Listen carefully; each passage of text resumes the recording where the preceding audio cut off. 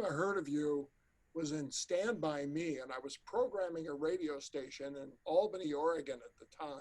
And Yeah. you guys were filming there. That's the first time I ever heard of you. I've been a fan ever since. Oh, thanks. You're a great kid actor, a really great kid actor, maybe my favorite. So anyway, back to this movie. You had to absolutely love doing that movie. Uh, Yeah, I did. I loved every second of it. It was a challenge and it was a reward and ultimately a real privilege. you know, you kind of had a sense of humor in it. Although, first of all, I think it's one of the best horror movies I've seen in a long time. It Oh, was I'm really glad to hear that. very, very original movie. Yeah. But it seemed to me now, were you able to hear him, or did you just record all your stuff separately from?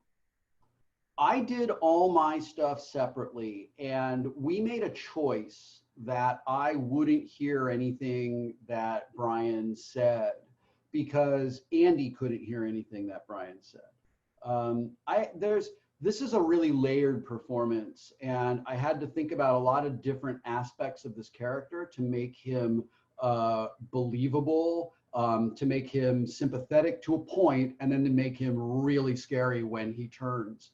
And I had to think about if he were a real guy and they were actually like friends, what would motivate him? He's lonely, he's insecure, he's controlling, he's basically an abusive boyfriend. And I just thought about the qualities that those men have, and I imbued Andy with those qualities. So he is charming and welcoming, and he puts you at ease. But it is all in service of his agenda, which he hopes to keep hidden from you until it's too late for you. Again, I love the performance. It was creepy. I mean, right from the beginning, creepy. So that's kind of opposite how all your fans think of you. We don't think of you as being a bad guy or creepy, but you were. It's really fun to play the villain. In this case, not only am I the villain, I'm also the monster in the house. And it's really fun to play roles that are very unlike who I am in real life. I mean, I'm nothing like this guy in real life. I'm kind and I'm gentle and I'm compassionate, and like my motto is don't be a dick. This guy's such a dick. And that is one of the joys that comes with being an entertainer and being an artist, is the expression of things in a safe way that it would be unsafe to express and maybe irresponsible to express in any other circumstance. So what attracted you to this, other than the character? Did they reach out to you? Yeah, John emailed me and he said, "Hey, I've written and I'm directing this movie. I'm sending everything to your representatives, which is the way that we do things. I'm respecting protocol, but I just wanted to tell you that it's coming in the hopes that maybe you'll be aware of it and you'll get a little bit of attention on it." And he had a little, like maybe 3-line pitch for the movie in that email, and I was really intrigued. Asked my team to be on the lookout for it, and my manager sent it to me. I could not put this script down. I just couldn't stop reading it. I couldn't stop turning the pages. It was so good and so compelling, and just so like you said, and as others have said, surprising, and a really great horror film. And I felt like I wanted to see this movie as part of the audience, and if I could use my abilities as an actor to help make this movie so that the audience, that I could eventually be part of the audience, like I was going to do that. I was on board from the very, very beginning, and I consider it, as I said, a real privilege and a real gift that John thought of me and gave me the opportunity to interpret and bring his words to life. It just had to be fun to do. I mean, because I'm watching this movie, and I know I'm going to talk to you about it, and I'm wondering, were you in the same room? You're in another room? Can he hear you? Yeah, you know what? I never asked Brian, so I don't know what Brian did when he did his sides of those scenes. We shot them apart from each other. He came to the set to watch me do my things, and he asked me some questions, and we had a couple of little actor to actor character based chats. But in reality, these two guys are never in the same room together. That's what makes it so scary and weird, and makes their relationship so unsettling. So I thought it was really important that all of Andy's stuff was very much sealed off from the rest of the movie, that we feel like he is inside this television, and if he comes out of that TV, real bad stuff's going to happen. And I just did my very, very best to keep him grounded in reality, so that the parts of this film that are maybe a little supernatural felt like, okay, that could also be grounded in a reality. You know, and it works. I mean, it works really, really, really well. I watched it pretty late last night, so it's a really late night movie. But I really, really liked it. Changing subjects. By the way, I do a lot of writing. I write for a living, and a lot of times when I'm writing, I watch Star Trek, which is Next Generation's my favorite TV show ever. I watch it. Oh, I love that. Yeah, this morning you were on one that I was watching before I did this. So you get a lot of attention from Star Trek. That's where most of us know you from. You still stay in touch with all the people on the show? Yeah, they're my family. We talk at least once a week, usually every few days. We have a big group chat that we're in, and when somebody has an important life event, or if somebody has a funny meme to share, or if somebody has a joke, that's like our little chat room where we hang out together. You know, my birth family really failed me, and really they were not the people I needed them to be, especially my dad. The cast of Star Trek really became my family, and the cast of Star Trek really became my parents. And to this day, when I need somebody to be a dad, I can text Frakes or call Frakes, and he steps up and he fills the role that the man who is my father chose to never fill. And it really, really means a lot to me. I love them so very much, and I'm so, so grateful that we are in each other's lives.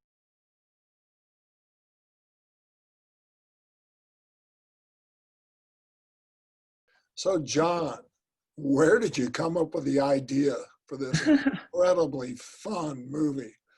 Thank you. I'm so glad you had fun watching it. Yeah, Rent-A-Pal came about in a really bizarre set of circumstances, and kind of the very beginning of the story is Rent a Friend, which was a really great concept in the 80s by a guy named Ben Hollis. And the idea is that you would rent this tape and take it home and watch it and have a conversation with the guy on the other end. And so it was just built to be this one-way thing. And because of where I was at in my life when I saw it, I was just in this really dark place. And, you know, it really struck an emotional chord with me. So the idea that this person comes into your life and manipulates you when you're most vulnerable is kind of what turned into Rent-A-Pal. And it ultimately is less about the tape and more about, you know, abuse and manipulation and isolation and all these kind of scary things. So did you actually rent this tape? No, it was just on the internet. You know, it's on YouTube, but you can also buy a copy of it still through Found Footage Fest. And BLF actually just happened to run across a copy in a thrift store 3 days ago. So I did. It's true. Wow. So yeah, I really loved the movie, and what it proves, something I have been talking about for years, is that you can make a great movie without spending millions of dollars. You don't need all kinds of special effects and all that kind of stuff. It's a great movie. So what drew you to it, Brian? Brian, yeah. Yeah. It's okay. It's okay. Yeah. It's a fantastic script. It was a fantastic script with a group of people that I had enjoyed making movies with, and it was just so different. It was different than anything I had ever read before. And I mean, I was 8 pages into the script when I knew I had to make this movie. So I was lucky that John sent me the script. You know, and I agree with you. This is, I think, one of the more original horror movies I've seen in a long, long, long time.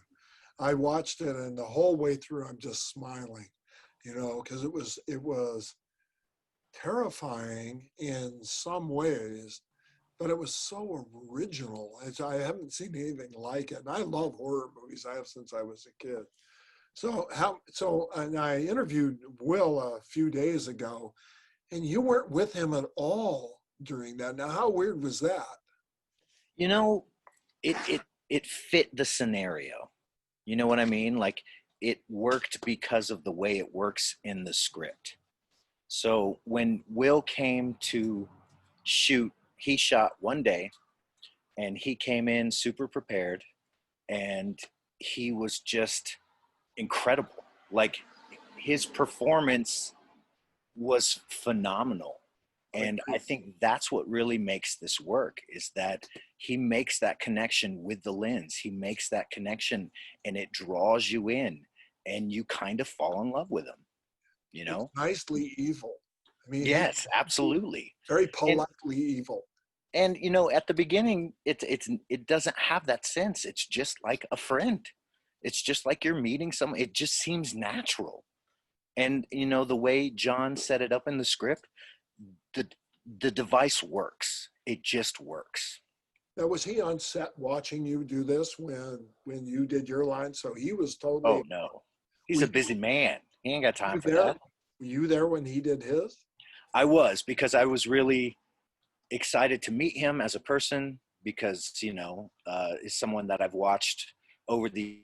It was like one of my favorite movies growing up, so quite honored to be in the same room with him. And then I really wanted to see. David wanted to see him in the flesh, so that I could make that connection and I could bring that back to the set when we shot the rest of the film. So, John, why did you?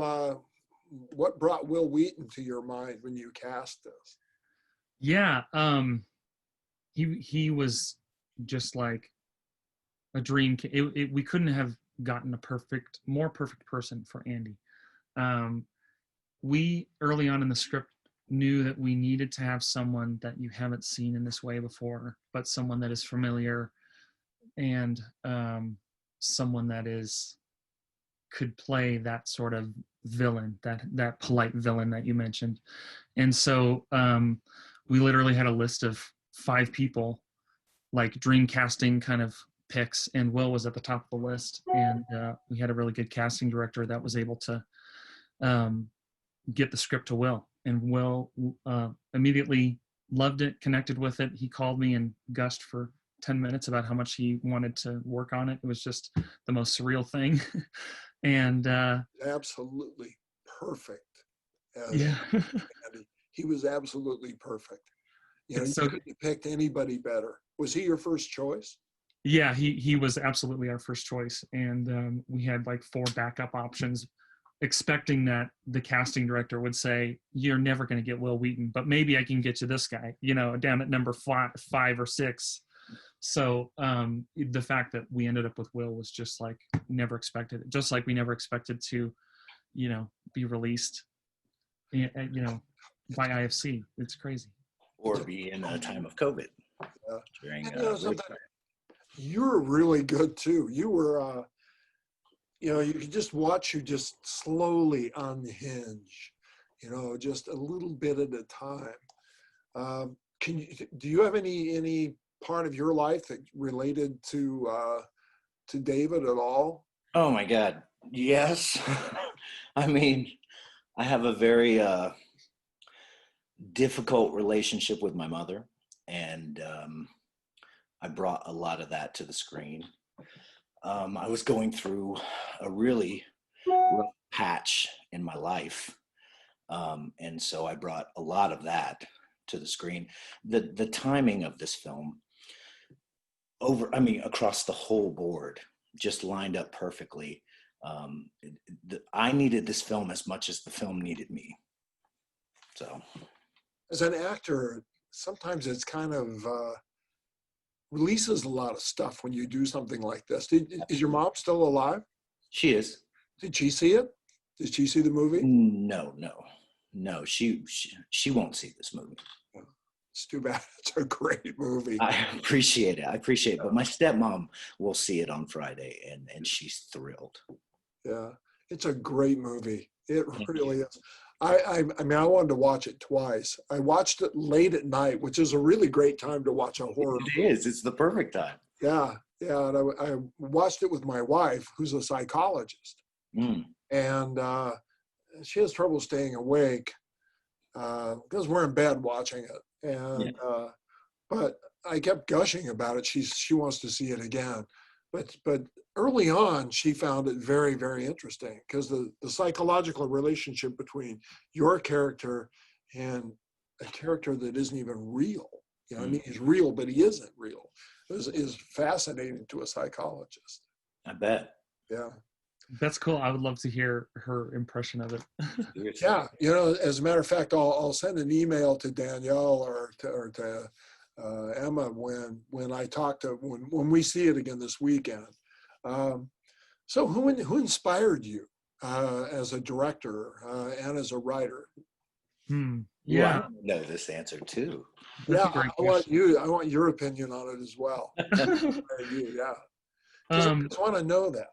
You know. Yeah, I think from a film perspective, probably my number one influence would be like the Coen brothers, Yeah. just because of their sort of like the way that their movies are grounded in this very campy type of reality is really cool. Even in a movie like No Country for Old Men, where there's a lot of scary things happening, it's still this. I just love the tone of their films, and so I've always kind of aspired to that. But also the Wachowskis, Robert Rodriguez for his like no film school type of approach, those sort of things. So Yeah, you know, mentioning No Country for Old Men, what a great villain. Oh my Nailed God. that. I yeah, mean, wow, good hair I was too. going, that is so cool. How about you, Brian? As an actor, Robin Williams was my hero growing up. Everything that he did, Dead Poet Society, was just so impactful for me. And as a character actor, folks like Philip Seymour Hoffman, Oh, yeah. Gary Oldman, these guys are like legend. And I aspire to do the kind of work that they have done over the years. Who'd you want to work with if you could work with anybody? Boy, I've been thinking a lot about that recently too. There's so many. There's so many. Gary Oldman would be a joy. William Dafoe would be incredible. These character actors that I've watched just create the most memorable characters. It's funny that you brought up the Coen brothers because I got that close to doing True Grit. Really? Yeah. They filmed in New Mexico and Colorado. Yeah, in New Mexico, which we're pretty close to, and it's a market that we often go up for. And I just, I got real close to doing a minor role in that, and that would have been a dream. But all things as it should be. And Coen brothers, if you're out there, I'd love to work with you. You know, you'd be good in a Coen Brothers movie. I think so. I would like to think so. You mentioned Willem Dafoe. I interviewed him right before Christmas about The Lighthouse. Oh my God, that film. Yeah, the most interesting thing that he said to me that I really admired was I asked him who influenced him, wanting to know what actors had. And his response was all of the people, the little people who helped him get where he was. And I really admire when an actor or when a director or somebody really understands that it really is the little people under you that really make you who you are. That was a wonderful answer. I mean, You'd like him. Listen, I've been doing this for 25 years, and I've been doing it at a much smaller level in a smaller tier town in Denver, and on the stage. And so, like, really, where I gain inspiration is all the people that I've worked with on stage. You know, all these smaller films that we do because we do for the love of story, Absolutely. because of the love of character, the love of filmmaking. Like, these are the kind of people that I want to continue to make art with, whether it's on the stage or in front of the camera, because the passion for me, the passion speaks volumes. How different is it? You do a lot of probably more stage work than film work. Sure. What's the difference between being a stage actor and acting in a movie? A lot of people don't know the difference. You know, the biggest difference for me is that there is an exchange of energy that happens between an audience and an actor in a live performance that you cannot really capture on camera. It's a different medium. So the way we approach the work is slightly different. That's something that I will never give up. Like, you know, I'm going to continue to make movies, hopefully at a much larger level now. But I will always come back to my roots, do my one show a year, whatever it is, because it keeps me sharp, and it keeps me grounded, and it reminds me why I do what I do. And John, so what's it like? How much leeway did you give your actors in this? Right. Yeah, that's a great question. I don't really remember a lot of improvisation on the set, but more of just the physicality. And, you know, Brian just brought a really good, he falls into the character physically in a really, you know, great way that you actually can feel on camera. And With Kathy. yeah. Oh yeah, Kathy too. It was great. Mm-hmm. Oh man, she's coming, you know, 40-year career in theater. She's an incredible actress. She was fun too. I mean, Yeah. it really worked. I mean, this whole movie worked. It's just really a nice little horror movie. It's just one of those ones. It's going to be one of my favorites forever. Because I mean, it's John. This is a really original piece of work. Yeah. Oh, You've got to be very, very proud of that. You know, we're all so proud. Everyone's best work is on display in this movie, from BLF to Scott Park, the cinematographer, to Brandon Fryman, the production designer.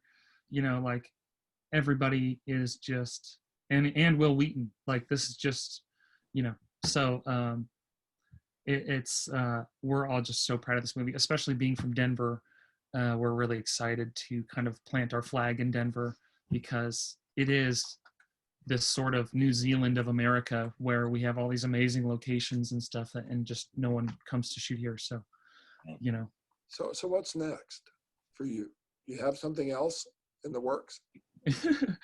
Yeah, there's right now, because of the quarantine and COVID, I've been doing a lot of kind of writing, and I've got some different outlines going.